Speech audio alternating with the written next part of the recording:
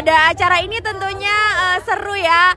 Jadi bisa ketemu idola Rasya Hidayah gitu. Jadi kayak terharu gitu. Jadi kayak harapannya untuk Jember, semoga kedepannya Jember lebih maju lagi dan semoga harapan saya lebih sukses lagi. Terima kasih. 2 tahun berturut-turut, Karnaval SCTV hadir di Jember. Tahun ini lebih meriah, 16-17 Mei tahun 2026 di alun-alun Jember.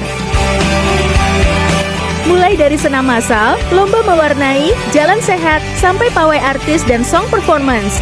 Dan pastinya, live ONEIR and Karnaval SCTV F1-3.